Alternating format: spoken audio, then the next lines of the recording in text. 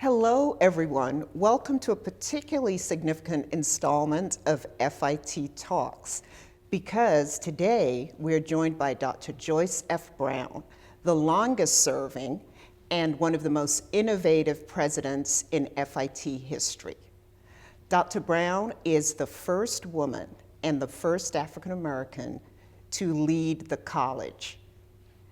FIT Talks, administered by the FIT Library, is the oral history program of the Fashion Institute of Technology, a part of the State University of New York. The interview with Dr. Brown is taking place at FIT in Manhattan on August 18th, 2025. I'm Constance White, Senior Executive Director of the Social Justice Center and an author and writer, and it gives me tremendous pleasure to welcome Dr. Brown. Thank you for being with us, Dr. Brown. No, it's my pleasure. Looking back over your 27-year tenure, what are you proudest of? I mean, we've done many wonderful things over these past 27 years. We've started and finished a lot of great projects. But I think if I really had to say what I'm proudest of, it would be the change in conversation within the community. When I arrived, there was a lot of talk about it being a community college and about whether or not we should have upper division classes. And the conversation has since changed. I mean, we've started a number of things. We've started research opportunities for faculty, and it's more aspirational. People have different ideas about what we can achieve. There's innovation that people want to pursue, and there's research grants that they bring into the college, and the whole reputation of what we're capable of doing and who we are has been elevated over the last 27 years. And it feels as if there's dynamism and a lot going on in the community. There's a strategic thought process. There's a growth, there's a visionary growth and goal setting that goes on that wasn't happening before. So I think because that really generates new energy and a continuation of the work, I would have to say that makes me really quite proud. I want to put some detail on that.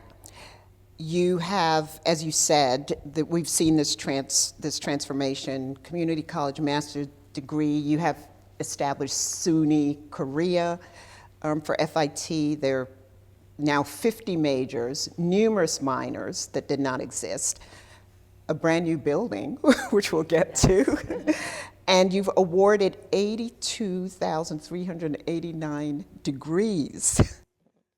Dr. Brown, you've made FIT a hub for innovation by championing and implementing research, technology, and entrepreneurship.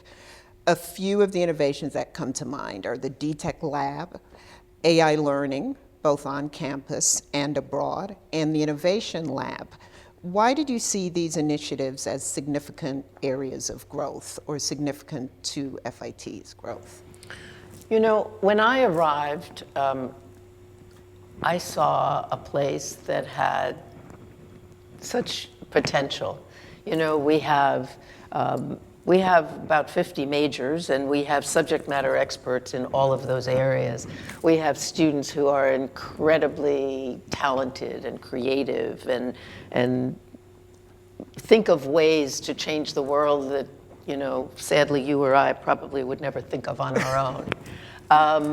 And it seemed that what we needed to do was to invest in the environment that would fertilize those ideas, that would help to generate more ideas. I'm a firm believer that if you're standing still, you might as well go backwards, right? So we needed to create an environment that generated ideas, generated enthusiasm, made people believe that they were going to be supported, and had the resources and wherewithal to stay current or ahead of the game in all of the different areas that we are known for, that we have talent, that we train people, that we create the next generation of leaders in. And so part of the investment, for example, in the DTech lab, where at this point, we've made a name for ourselves. Industry knows that we have these talented young students who have these creative minds, and we've got faculty who are interested in the research. And so they come to us with their real world issues that they're dealing with in their companies, and they want an innovative solution. And then we put these young students to work. They work as part of a class under the tutelage of their professor who wants to be part of the DTech lab. But it's created an incredible partnership with industry where, you know, some of the things are, you know, well beyond what a young person would ever have the opportunity to work on or know about before being in the workforce for a number of years. In addition to the partnership that we can have with the outside world, there are many faculty who are interested in research of one kind or another. One of the things that I think is amazing that we have done has been our work in what we call biodesign. So it's essentially the science, the marrying of the science with design. So, for example, we do work on developing textiles out of natural fibers. And so there's a real interest that some of our faculty have. And I thought it was important that we create a space for them to be able to pursue those interests. It redounds to the benefit of the overall community. And you're investing in your workforce. You're investing in the individuals who are going to have these breakthrough, innovative conventions, and it will all be part of FIT and what FIT is known for. So we have the Innovation Center, we have the DTech Lab, we have laboratories for faculty to come and experiment and learn about new technologies. That will inform us as to what kind of investments we should make in technology for the different departments and how it will be used. So I think of it as an ongoing enterprise where you fuel the ranks and you fuel with resources. You use your resources wisely to ensure that the work is expansive and innovative and groundbreaking, and at the end of the day, it redounds to the benefit of the whole community. And you fostered, if you might mention too, a place where AI is certainly starting to flourish and be taken seriously. Yeah, well, you know, it's interesting. I try to spend as much time as I can talking to faculty and listening to what it is they are experiencing and this whole impact of the technology. It's very interesting to listen to classroom faculty talk about how students might use AI, you know, how everybody has the same error in the essay that they happen to turn in. And, you know, and then I listen to the math professors who say, you know, it's a whole nother thing in math. I mean, you either have the right answer or you don't. And perhaps you have to talk about, you know, assigning the analysis of the theorem to really know if the students have understood. So there needs to be an investment and recognition of how we need to really understand this tool and how we can use it to our own advantage. And we're just kicking off, in fact, a committee that's a cross-section of faculty and administrators and others in the IT area, all of those folks to really talk about how we get the most out of this tool, because that's what it is. It's a tool. You know, it reminds me of, I'm dating myself, many years ago when people were afraid of the internet. You know, it was going to take people's jobs and it was going to, I don't know, do away with research. I don't know what the fear was, but it was Right. there. It was. And people became accustomed to using it as a tool to their advantage for the things they needed it for and not for other things.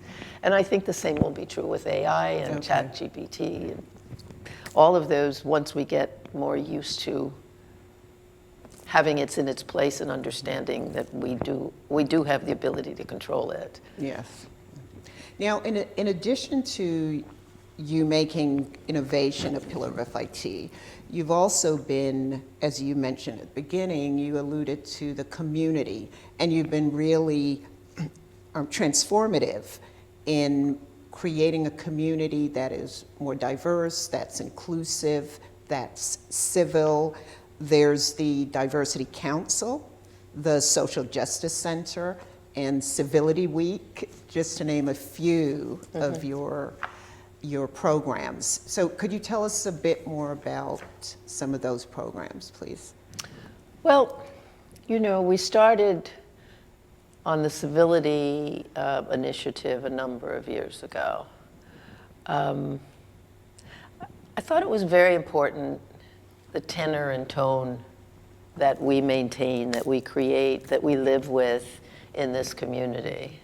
You know, we are a community of teachers and learners, and I thought there needed to be you know, a sense of collegiality and camaraderie and sharing of information and supportive kind of dialogue. And there was a receptivity to the idea. So we pursued doing it in small steps, and over the years it has really grown in terms of, you know, the recognition of the importance and the ways in which people can be involved in it. And I think from that, a number of things grew. You know, you talk about the Diversity Council.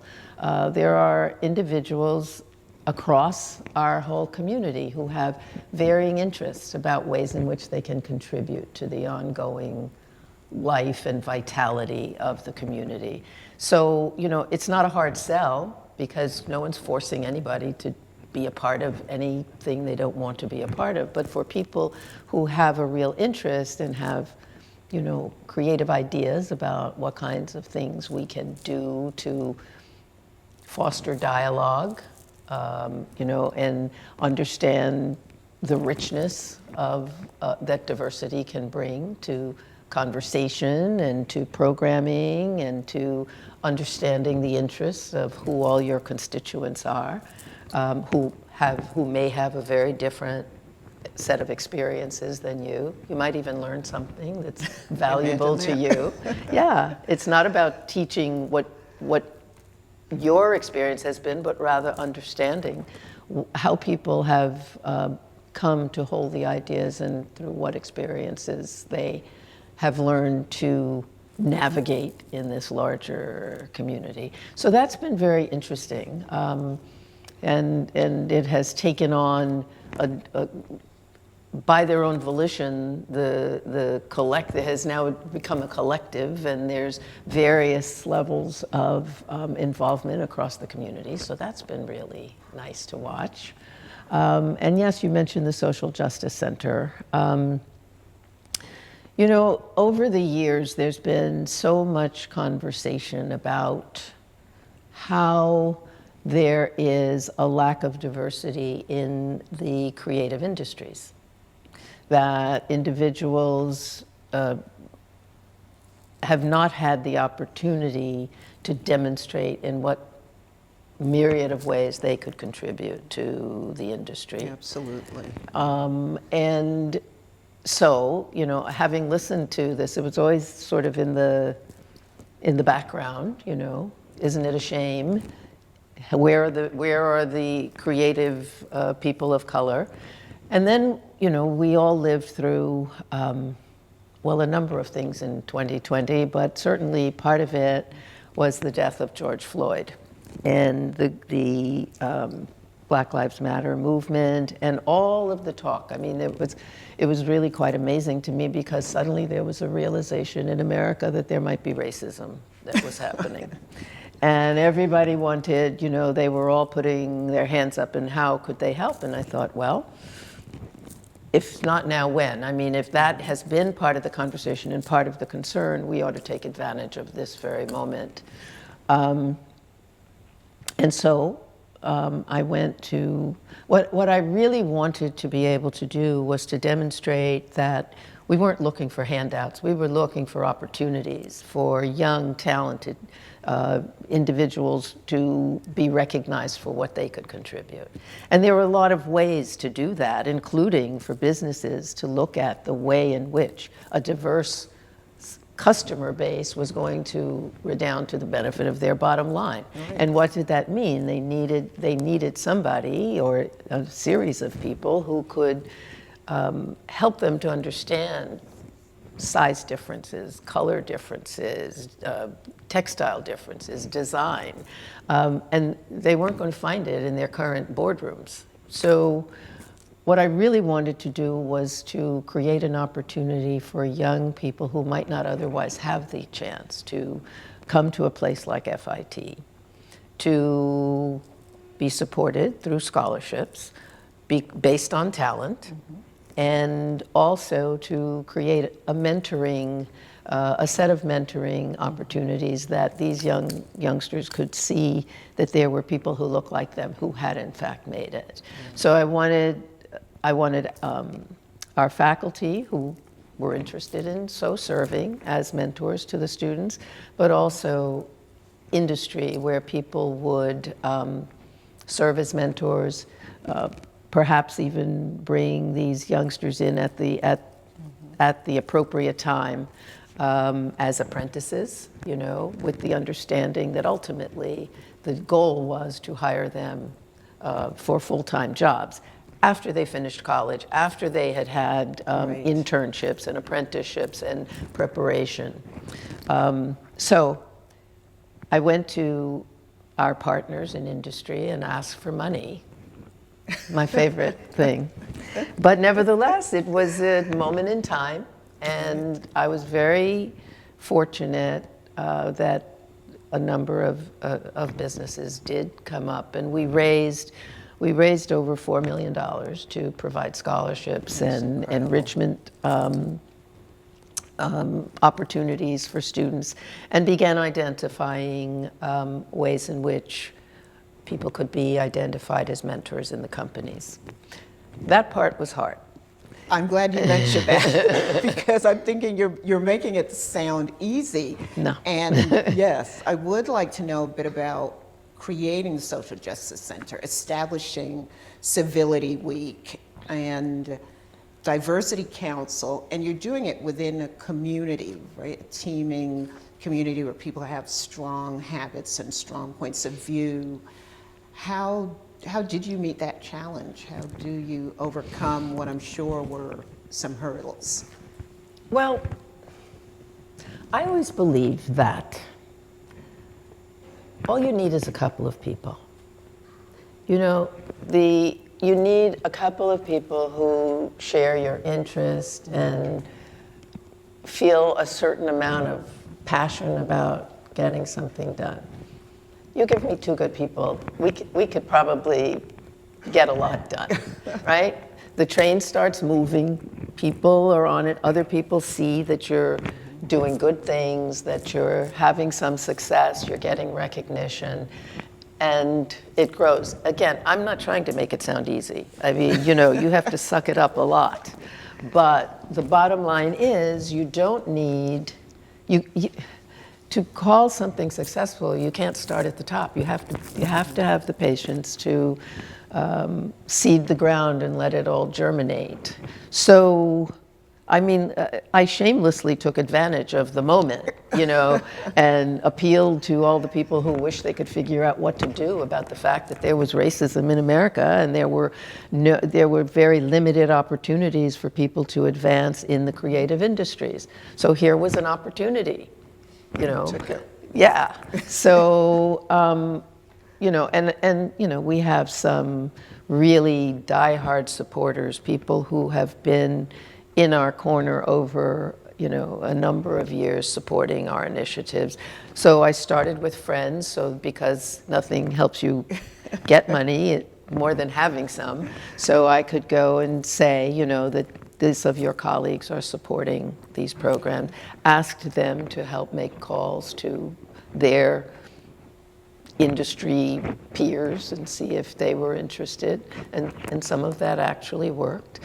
I think in terms of, you mentioned again the Civility Week and the diversity, again, you don't have, it doesn't start big. It starts, but you also have to nurture the idea and the seed that you planted. It doesn't start big, but you have to give the supports to the people that are with you on it and want to move it. Nothing begets success like success, right? And recognition and reward. One of the things we can do in a college community is give people release time. And that is that they get release time in their schedule to work on certain projects that are deemed instrumental and central and critical to the mission of the institution. So that they care about. Yeah, definitely that they care about and that we all believe are important for the ongoing success of the institution. So, enough people get release time, we have a little success, it gets to have a certain recognition, and then other people learn about it and it grows. But nothing happens fast. So you have to choose the things that you are going to invest in, and it needs to really sort of be of a piece. If you look at the biodesign and the Green Space Lab and the Innovation Center, all those things feed on each other. And they're, in a strategic direction for the positioning of the college in the eyes of the world, and for industry and for science and for the students who may want to pursue those kinds of areas. We have students who, as a result of those activities, had startup companies that are now, right, multi-million-dollar enterprises in different parts of the country. So there needs abroad. And abroad. And abroad, yes, absolutely, absolutely. The more doors you can open and the wider the connections and the network that you can create, the better it is, not just for that program, but for the overall recognition of the talent base and the forward thinking. I think about, Dr. Brown, as you speak about these and we talk about challenges that have to be overcome, I can't imagine that you're doing this whilst doing another major accomplishment that will live on and help the FIT community for years to come, FIT's first new academic building. Oh, yes. In 40 years. I should probably always start with that. Always start with it, you could. A multi-million-dollar undertaking, and talk about something that I'm sure took a lot to achieve. Tell us a bit about what drove you to this quest. You didn't have to take this on, but yet you did. Well, yes, it was big. I wouldn't recommend to anyone trying to build a building in New York City. But if you want to do it, you better be prepared for the long haul. I mean, it took us, at least 17 years to get this building going. Yes. So it's almost finished. Oh, it's finished. It's finished. We are waiting. I mean, I keep saying dead or alive. We're going to be in that. It's me that's going to be dead or alive. The rest of you will be in the building, I'm sure. We're here to cut the ribbon. Yeah. No, it's done and it's gorgeous. And it was, I can't believe I'm saying this, but it was worth all of that. First of all, why did I take it on? I took it on because when you expect people to do great things, to fulfill all of the potential of this place, to come and bring their best selves and do their best work and transform young lives year after year, you have to give them the resources. You know, everyone is tired of hearing me talk about the fact we need a new science lab. I want them to do all this work in biodesign and create all these fabulous new textiles, and they don't have the space. And so the faculty are taking their students and going to other campuses. That's absurd if we think it's important.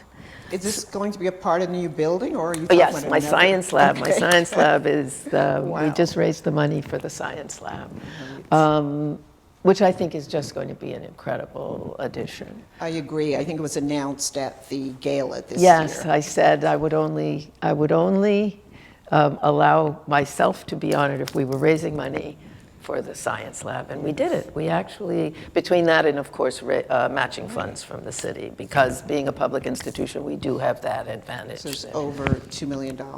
Well, we raised over $2 million, but you know the actual lab is going to be more like over $4 or $5 million. But so the same is true for the building. I wanted.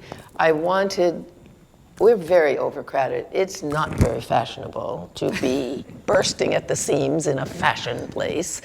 And, it's just not fair. I mean, we have all these incredible, talented young students. We send them out on internships. They see what it can be like to work in an environment that is supportive and enriched. So there I was and decided we would take this on. So, Because you have nothing else to do. Yeah, why not? Nothing like a challenge. What really happened was I got told no so many times, it just made me more determined. No one could believe it. They were, everybody was, ready to fold up the tent. But there always had to be another way. And so we continued to fight. We fought. It started out as a $148 million project. At the end of the day, after many revisions, I think it was about $189 million. But that was only after so many delays that we were able to redo the design in many different ways. So in some ways, the delays were a blessing because technology moves so fast. When we did the first design, we had a quaint little media room where people were going to watch videos and films. Now everybody's doing that on their phones, of course. So, we had to go back a number of times and revise and, in some instances, downsize our pretty expansive dreams about what to us sounds like a lot of money. $189 million doesn't buy you everything you want. So you have to make concessions, but you have to also keep plugging and get the building up. As these years were unfolding and more was being added to the building, and it became relevant in another way where we had this very impactful cultural moment of the Brutalist Oscar-winning film. Well, when the architects came in, there was a competition, and Shop Architects won the competition to design the building. And they came and they kept talking about, now this is a long time ago before such a movie. Yes. Maybe the movie is because of FIT, who knows? Could be. But seriously, a lot of times when things are cutting edge, then it's almost by definition the zeitgeist catches up. Well, we were in the lead because the architects showed up and kept talking about the brutalist architecture and that they needed to design something that was compatible with this look. And they did. They did. It is quite beautiful, I have to say. Yeah. I sat through many a design meeting, but I didn't really expect it to be as beautiful as it is. Wow. So. The building was, as we said, a challenge that you took on. you would have had an incredible run even without taking that on. But because part of what happened during your tenure is you met challenges that no one could have anticipated. So you mentioned George Floyd as related to the Black Lives Matter happened when you're president. COVID happened when you're president. The Me Too movement happened when you're president. Nationwide campus protests about Gaza, Israel happened while you're president. How did you navigate this very difficult, these rocky shoals? Well, I guess when you think about it, if you put your hand up and say you think you can be the leader, you have to do a number of things that prepare you for whatever the next iteration of life is that unfolds in front of you. So one of the things that I think I learned, or let me put it a different way, one of the things that I think we learn through being tested is how to draw on the resources that you have at your disposal, whether they're internal or external. And you have to get through these moments with a team effort. You don't have the luxury of falling apart. You don't have the luxury of saying, of throwing your hands up and the old "why me, Lord" routine. You have to be, a consistent force with conviction about how we go forward and how we keep the institution moving forward. COVID was a pretty outrageous set of circumstances for everybody, everywhere, in every, circle of life. But to send everyone home, to close down, to bring people from Europe. We had students all over Europe. We had students in Milan and in Florence and in Korea, studying in England and in France. We had to get those students home. We had to close down the dormitories. We had to figure out how to get the appropriate kinds of equipment to faculty in their homes. We had to get the technology that would allow us to manage social distancing, remember social distancing, in laboratories, and then have an individual who would be assigned to really be the technician in these laboratories, because you can't have any number of students in there without supervision. It's endless, but people rose to the challenge. It's a team effort, and that's why you're only really as good as your team. You're only as good as the people. That's why team building and the people you surround yourself with are so important. And you've got to have trust. You've got to have respect for what people's concerns and fears are. It's fine for me to sit here and say, we rose to the occasion and we didn't fall apart and we made a plan and we carried it through and we did it piece by piece. But there were many people who were terrified. I think so. And maybe, and there were often stories behind that fear that, we wouldn't necessarily know about, that, maybe they had sick parents at home, maybe they had sick children at home. And so you also have to be understanding and conciliatory and figure out in what way that person can continue to contribute to the enterprise as well. So there are many levels to all of these various things that occur, and you have to be you have to be fair, you have to be strong, and you have to have conviction. You have to listen respectfully, because it matters how people are feeling and what they're sensing and what. But at the end of the day, you have to own it, and it has to be, always has to be, for the good of the enterprise, for the good of the order. What would be the best decision? So that we emerge from these crises in a stronger position, or certainly not in any way diminished, if we can avoid that. Thank you. You talk about the necessity of a really good team, the importance of a team. Obviously, the leader is important too, and that's a lot of what you were talking about, of how you got through this and led the school through these various critical moments. What have you learned about leadership, and what would you say, Dr. Brown, is your North Star when you think about how you've led in these 27 years in a transformative way too?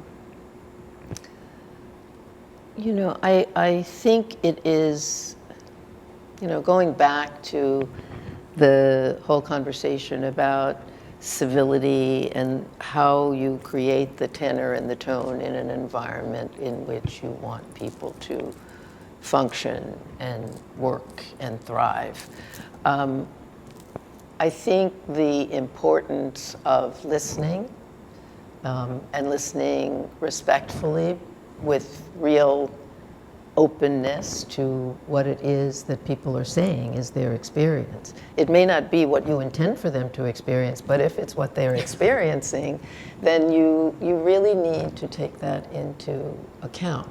You can't always do anything about it. You can't always satisfy what people want, but I think it is important to be open and to listen respectfully. And if you cannot do what people want, then you explain it. I mean, people want the respect of having been heard. So I think that, to me, has been very important. It's time consuming, but at the end of the day, it's an investment in what your outcomes will be. And, you know, again, it can't be just lip service. I mean, sometimes you learn something, believe it or not, when you listen to what the individuals who are going to experience the impact of what your decisions are try to tell you ways in which it can be improved. So the dialogue is important because, you know, again, you can't always, sometimes you have to go that road and you own it. But other times there's ways to incorporate the ideas and the experiences of your constituency as you're doing things. And the other thing is to be fair. You know, everybody, I guess, at one time or another has their own vested interest in how something is going to, you know, what the bottom line is going to be in terms of what you invest in and what it is you're really buying. Hopefully those things will not only be narrow-minded, you know, personal kinds of ideas, but rather what's really best for the institution. But it is important to be fair, that people understand why you make the decisions that you make, that you don't, you know, build factions and favorites and all those things. So, you know, again, I think the bottom line is the importance of an equanimity that makes everybody feel like a valued member of a community, and to always have the greater good as your North Star, if you will. You know, for me, the things I have invested in and I found important were always with the idea that we were going to fulfill our greatest potential, and we were going to make FIT really at the cutting edge. You know, when people thought of excellence, when they thought of excellence in design and design education and the business of the creative industries, that they would naturally think of FIT and want to be associated with the ways in which we were always pushing the envelope and going to the next step and adding in what we learned at the previous step, so that we were always striving to be better.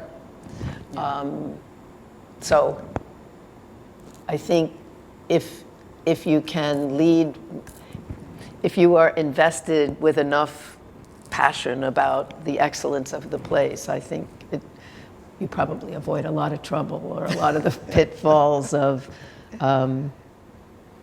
individuals who might have, you know, other sets of interest in how they choose, how they use resources, how people are hired, who gets hired, what the programs are, all those things that, you know. Speaking of getting hired, so you have 27 years of service that you've given to FIT, 27 years of experience under your belt for FIT, and you announced that you're stepping down after all these years of service. What advice would you give? I'm sure there's a lot that you could, but perhaps one thing, what advice would you give to the new president? Oh, well, I guess I always think that the new president probably doesn't want any advice from me. But if they're wise, they will. I still believe that one of the more important things is to listen. You know, any new enterprise you take over, it takes a while to get the lay of the land. Whatever you think you knew when you walked in, you're going to learn new things, you're going to adjust, you need to listen and learn from those that are in the environment. And I really don't know that there's anything more important than that.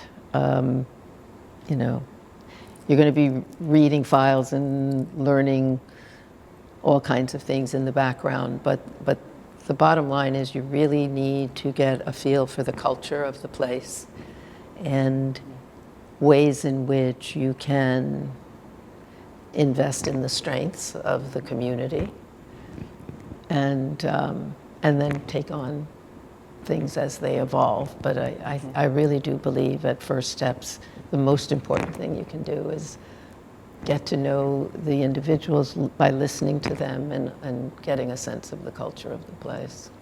Here's a maybe fun question.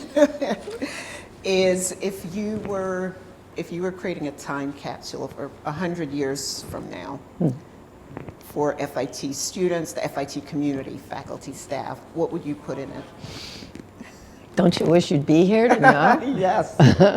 Gosh. Maybe you could only put in one or two items. Well, you know, 100 years from now, all these things we think are so great are probably very quaint, you know. So I guess we'd have to put in something about the technology, because that's, you know, a big part of what we think is cutting edge today, right? Right. Probably AI will rule the world by then. But we put in something about AI and ChatGPT, and I think we should put in things that we're doing here, you know, like the biodesign things and the things we're doing for sustainability, and we have the natural dye garden that the students do, and they extrude the natural dyes from flowers and use those in the labs. I imagine that'll be like really old stuff 100 years from now, but it's really pretty great today because they really see their ability to counteract what all the chemical stuff is that industry does. So it's pretty significant for us today. What else? I don't know. I guess maybe we probably should put in some news clips just so they could know what a crazy world we were living through. The context. What would you like for people to remember about you, Dr. Brown? You know, I always said that when I'm gone, I want them to know I was here. So what specifics would I want them to know? I don't know. I guess I would hope people would think I was ethical, that I was fair, that I tried to work with compassion, but with conviction, and that all of it, at the end of the day, was really to create opportunities for young people coming behind us, you know, that we needed to be a beacon of light, and that we needed to set the proper path. We needed to behave in ways that people could admire and look up to, and that we opened doors for young, talented, motivated young people so that they could become the next leaders of the world and generations of industry leaders. It almost seems like that would be a perfect ending, but we do have two more questions because inquiring minds want to know. Now, you are renowned for your impeccable style, and as it happens, fashion is in the name of the college that you have led and served 27 years.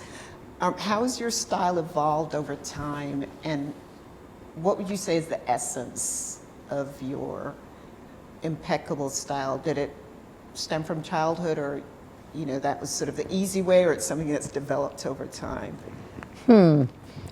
Well, I heard you're being considered for the best dressed list. No, serious. No. What's interesting to me when you say, how has it evolved? A lot of times I come in and I'm in the elevator with the students who aren't supposed to be in the elevator, but there they are. And I'm looking at them and I'm thinking, what made them think that went together? Right? And I figure they're on the other side of the elevator saying, retro. That looks like what my grandmother wore or something. So I don't know that it's evolved. Some of what I see today, I mean, it's interesting from a research point of view. I don't know that I'd want to wear it, but I grew up in a house where my grandmother was an amazing seamstress. She had a business, and sewed for really the big companies. And I, who cannot draw, could sketch in my childish little hand and tell her what I wanted, and she could make it for me. And so I grew up in a house where every Saturday we went to buy fabrics. So the staff laughs at me. I mean, if you're not careful, I'm going to be behind you kind of getting a feel for what the fabric is of what you're wearing. I love textiles. And that's part of my, real interest and enthusiasm about what's happening in the whole biodesign piece. So I grew up in a house with mannequins and pins on the floor and fabrics every week. And so you can come by it honestly. I guess. I mean, it was always a part of life, what went together, what the outfits were, what all of that. So it's really kind of fitting. I'm the only one in the family who can't sew, so it's only fitting that I make it possible for people who can to be educated and learn and go out there and make all the beautiful things. Perfect. So. You have dedicated so much of your time and talent to FIT, Dr. Brown, and when you announced that you were stepping down, you said you are not retiring. Oh. You emphasized that. So can you tell us a little bit about what you are going to be doing next? Well, I can't tell you a whole lot about that, but I can tell you I want to use all of this experience and understanding and time to continue to make a contribution to creating opportunities. I mean, it's really, I feel very privileged to have been in this position, to have had the opportunities to prepare myself to be eligible to be in this position. And I really do think we have an obligation to always create opportunities for others coming behind. You know, there were many people in my life who made things possible for me, and not everyone has that same privilege. So I'd like to, I will continue in any number of ways to make those contributions for either ongoing enterprises or ones we might create, or working through foundations where you can really invest in, you know, really transformative kinds of programs that impact people's lives. But those are the things that interest me, and you'll have to stay tuned. Yes, we will. We're excited. Any final word that you'd like to add? We covered a lot. We covered a lot. No, I just, you know, I'm hopeful that when they open that capsule 100 years from now, FIT will still be here going strong, and that there will be many, many really stellar and outstanding alumni to carry on the legacy of all we've been able to create all these years. Yes, I'm sure your contribution will help assure that. Thank you so much for doing this, for being with us this afternoon, Dr. Brown. Thank you. It's been fun. It's been fun. Such a pleasure. Thank you. This is FIT Talks Second Oral History with Dr. Joyce F. Brown. You can listen to part 1 at FIT Talks on YouTube, recorded in 2019, where Dr. Brown discusses her early years at FIT, setting a new path for the college, her childhood growing up in Harlem, and her expansive career in education prior to joining FIT. Thank you for being here, and we look forward to you tuning in to other FIT Talks.